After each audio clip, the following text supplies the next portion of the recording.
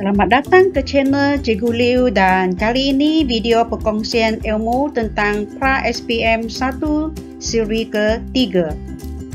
Harap bermanfaat kepada semua. Bagi KSSM PSB tingkatan 5, video ini diterbitkan untuk tujuan membantu calon buat ulang kaji pelajaran waktu PKP. Contohnya sekolah saya sudah lama tidak buat pembelajaran bersemuka. Okey, jadi video ini harap boleh membantu mereka untuk membuat ulang kaji dan juga boleh digunakan pada waktu formal di sekolah ataupun sebagai rujukan umum. Semoga calon SPM tetap bersemangat walau banyak gangguan PDP sebab wabak penyakit COVID-19.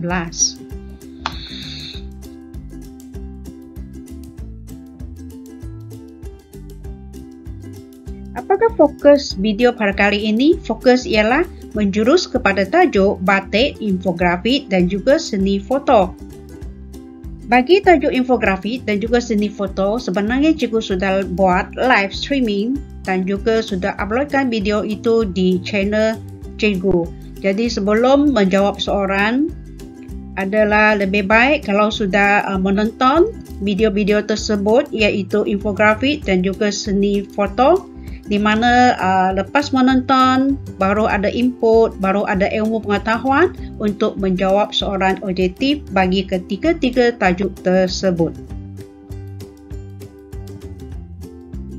Tajuk pertama perbincangan iaitu seni kraft, seni batik. Soalan 1, gambar rajah di bawah menunjukkan kraft seni batik pelangi. Jadi, apakah prinsip rekaan yang paling ketara pada motif batik tersebut? Kata kunci ialah apakah prinsip rekaan yang ketara pada motif batik tersebut. Sama ada motif batik tersebut menimbulkan prinsip rekaan kontra, B, harmoni, C, imbangan ataupun D, pergerakan. Okey, jadi kita tengok seterusnya. Definisi pergerakan ialah keadaan yang bergeletah, bergoyang, berayun, berpancar, bersinar-sinar dan sebagainya, dan fungsi ialah untuk memberikan kesan lebih hidup dan lebih realistik terhadap sesuatu kubahan. Biasanya pergerakan juga dapat dilihat melalui fenomena alam seperti kesan angin, air, ombak, taufan, pusaran air dan sebagainya. Jadi apa jawapan dia? Jawapan ialah D. Okey, iaitu pergerakan. Soalan 2, maklumat di bawah adalah tentang satu jenis motif batik.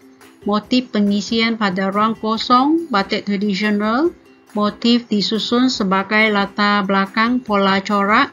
Jadi, apakah jenis motif tersebut? A. Motif isian, B. Motif flora, C. Motif fauna dan juga D. Motif abstrak. Apa jawapan? Jawapan ialah A, iaitu motif isian. Baiklah, kita tengok apa itu motif isian. Motif isian ialah motif pengisi ataupun perengkap untuk memenuhi kain batik tradisional ataupun sebagai latar belakang kepada sesuatu pola corak.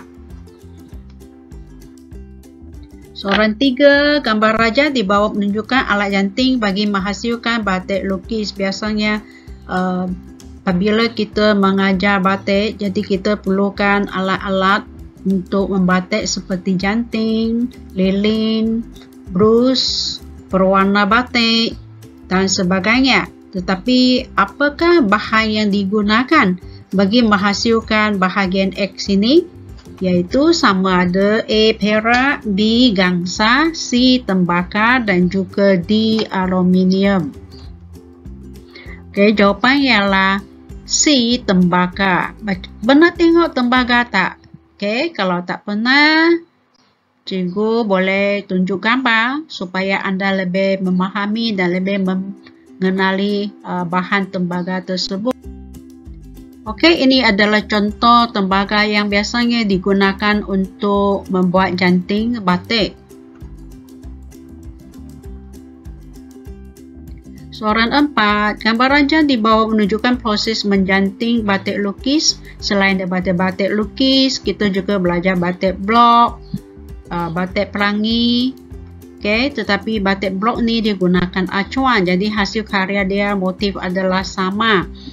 Batik lukis ini walaupun motif sama tetapi hasil karya tidak sama kerana dia bergantung kepada stroke mood pada waktu itu. Proses menjanting batik lukis perlu menggunakan lilin. Okey, jadi apakah fungsi lilin tersebut? Sama ada A. mengelak kain menjadi kusam, B. mengelakkan warna bercampur, C. memudahkan proses mewarna, D. menaikkan sinar pada warna kain. Okey, jawapan senang sahaja iaitu mengelakkan warna bercampur. Selain dari batik lukis ini, cikgu juga boleh kongsikan, boleh gunakan lilin yang saiz kecil itu, kemudian buat motif di atas kertas lukisan, kemudian warnakan dia iaitu batik di atas kertas. Okay, biasanya sesuai untuk buat kad ucapan ke, kad hari jadi ke dan sebagainya. Tadi cikgu ada terangkan batik mempunyai banyak jenis iaitu batik blok, batik pelangi dan juga batik lukis. Jadi gambar raja ini adalah digunakan untuk batik blok. Jadi apakah fungsi alat tersebut? A. Alat untuk menderap lilin pada kain, B. Alat untuk mengecap warna pada kain, C. Alat untuk meratakan warna pada kain, D. Alat untuk menghalang warna daripada bercampur. Okey, jawapan ialah A, iaitu alat untuk menerap lilin pada kain. Okey, cikgu juga tunjukkan blok batik fora, iaitu motif fora, di mana acuan ini memang agak sukar dibuat, tetapi kalau mereka sudah jadi pakar, jadi tak jadi masalah. Dan biasanya acuan inilah yang digunakan untuk menerap lilin ke di atas kain, kemudian hasilnya motif adalah berulang-ulang dan sama. Seterusnya kita tengok tajuk infografi. Tajuk ini cikgu sudah buat live streaming, jadi boleh lujuk di channel cikgu. Okey, soalan 1. Antara berikut, situasi manakah yang menunjukkan penyampaian infografik yang berkesan? A. Pelabot meja yang dipasang sendiri oleh Syukri bergoyang kerana terdapat pelapik skru yang dipasang secara terbalik. B. Ahmad telah sampai ke destinasi yang ingin dituju selepas merujuk kepada peta yang dipamerkan di dalam bas. C. Kad hari lahir yang dibuat oleh Siti menjadi terlebih lembut selepas mengikut cara-cara pembuatannya di laman video interaktif 17 menurut laman rasmi agensi. D. Maria dan Acen mempunyai pendapat yang berbeza tentang langkah yang perlu diambil ketika berlakunya kebakaran. Okey, jadi apakah jawapan dia? Jawapan ialah B, iaitu Ahmad telah sampai ke destinasi yang ingin dituju selepas merujuk kepada peta yang dipamerkan di dalam bas. Okey, memang tajuk infografik ini adalah berhubung kait dengan carta, peta, jadual dan sebagainya. Menurut laman resmi Agensi Intidada Kebangsaan Malaysia, lelaki mencatatkan kes penyalahgunaan dada tertinggi di Malaysia berbanding dengan wanita dengan jumlah sebanyak 24,949 kes, iaitu pertambahan sebanyak 8.4% pada tahun 2019. Jadi, pilih prinsip visual berdasarkan pernyataan di atas. A. Style visual, B. Data dan statistik, C. Hierarki dan flow, dan juga D. Naratif dan penceritaan. Okey, jawapan ialah B. Data dan statistik. Baiklah, kita ulang kaji prinsip visual infografik bagi jenis data dan statistik. Okay. Jadi bagi jenis data dan statistik ini iaitu maklumat yang disampaikan menggunakan infografik biasanya mempunyai data dan statistik. Kata kunci ataupun intipati ialah data dan statistik. Biasanya data dan statistik ini adalah berujuk kepada kualitatif ataupun kuantitatif yang sudah dianalisis, diinterpretasi dan disampaikan dengan cara yang paling mudah untuk difahami. Soalan 3, apakah penekanan prinsip visual yang ditunjukkan pada gambar rajah di bawah? 1. Naratif dan penceritaan. 2. Hierarki dan flow. 3. Format dan saiz. 4. Style visual. Jawapan ialah C, iaitu nombor 3, format dan saiz. Baiklah, kita ulang kaji sikit tentang nota format dan saiz. Format dan saiz penting untuk menentukan ruang dan paparan susun atau serta jumlah informasi yang boleh disampaikan dalam sesuatu rekaan. Biasanya merujuk kepada penetapan cara maklumat disusun dan dipersembahkan, sama ada dalam bentuk media cetak ataupun digital, dan biasanya dalam saiz yang dalam bentuk saiz A4 ataupun A3. Soalan 4 dianggap sebagai bapa infografik pencipta pertama dalam carta pie, grafik dan grafik garis. Siapakah tokoh yang dinyatakan di atas? Untuk soalan ini kita perlu ulang kaji dan juga mencari. Siapakah tokoh tersebut? Jawapan ialah B, iaitu William Playfair. Seterusnya kita ulang kaji seni foto bersama. Soalan 1, antara berikut yang manakah bukan kategori perisian bagi fotografi? Untuk menjawab soalan ini, calon dia perlu ada sedikit background tentang apa itu perisian bagi fotografi. Sebenarnya perisian ini adalah software yang boleh digunakan untuk edit foto, mereka corak, desain, buku cover dan sebagainya. Jadi Adobe Photoshop, Autodesk dan juga Basecamp ini adalah merupakan perisian. Jadi apa jawapan dia yang bukan merupakan pengisian fotografi? Jawapan ialah histogram. Mengapa histogram bukan merupakan pengisian untuk fotografi? Jadi penerangan lanjut kepada muka surat yang seterusnya.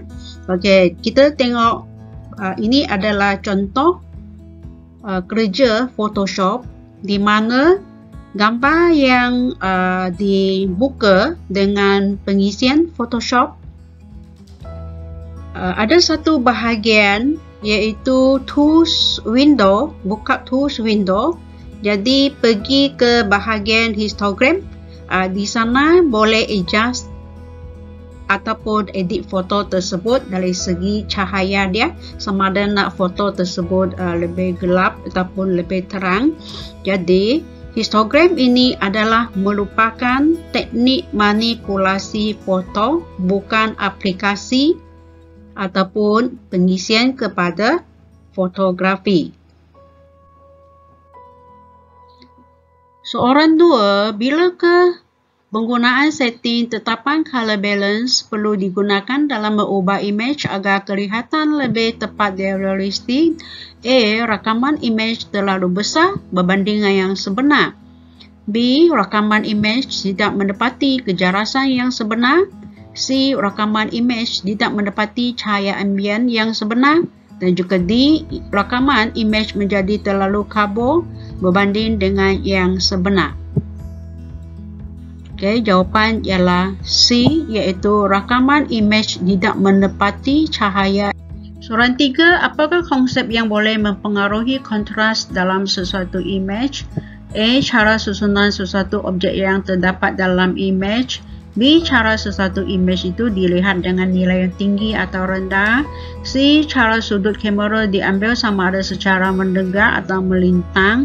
D. Cara foto yang dirakam memerlukan pendedahan kepada cahaya. Jawapan ialah B, kerana kontras ini dia adalah berhubung kait dengan nilai yang tinggi ataupun rendah. Biasanya kita boleh adjust foto ini dia gunakan pengisian Photoshop. Okay. Dari sana kita boleh lihatlah nilai yang tinggi dan juga nilai yang rendah.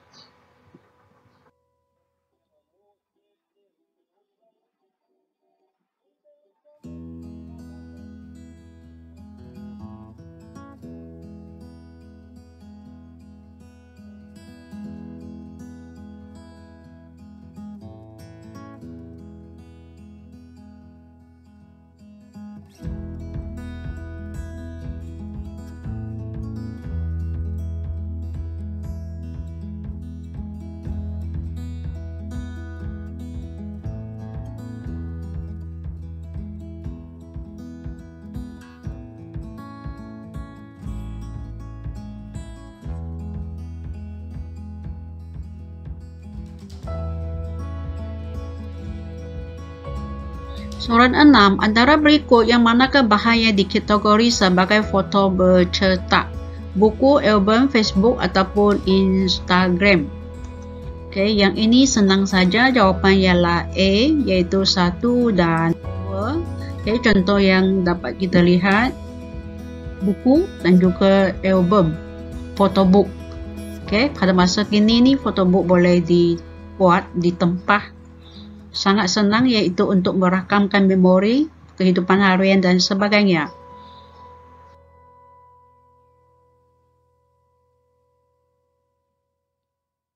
Sebelum mengakhiri sesi perbincangan, cikgu mengingatkan semula bahawa cikgu sudah menerbitkan video pra-SPM 1 dalam 3 siri, iaitu siri 1 tentu sudah upload di YouTube dan video pra-SPM 1 nombor 3 merupakan video yang terkini. Siri ketiga membincangkan tajuk batik, tajuk seni foto dan juga infografik. Jadi dengan itu cikgu ucap selamat mengulang kaji. Baiklah, ini adalah page channel cikgu. Bagi guru-guru dan juga anak murid yang tak pernah melayani channel cikgu, jadi cikgu terangkan bahawa apabila anda dapat link masuk channel cikgu, di mana anda pergi search bahagian video, dalam bahagian video itu ada pamerkan banyak video-video PSB dan juga bahasa Melayu tingkatan 4. Jadi anda boleh menemui bahawa ada video yang bertajuk PSB pra-SPM siri 1 di bawah. Kemudian juga ada pra-SPM 1 siri 2 yang di atas. Kalau yang baru upload dia akan berada di atas, yang sudah lama di upload dia akan berada di bawah. Jadi anda boleh bukalah sebab dia ada kesinambungan tajuk-tajuk dia untuk KSSM tingkatan 5 bagi mata pelajaran pendidikan seni visual. Dengan itu cikgu mengucapkan selamat ber-PDPR Bagi golongan guru, selamat ulang kaji bagi calon SPM 2021. Sokongan Anda membakar semangat cikgu untuk meneruskan perjuangan. Stay safe, stay at home, jaga diri. Dengan itu, bye.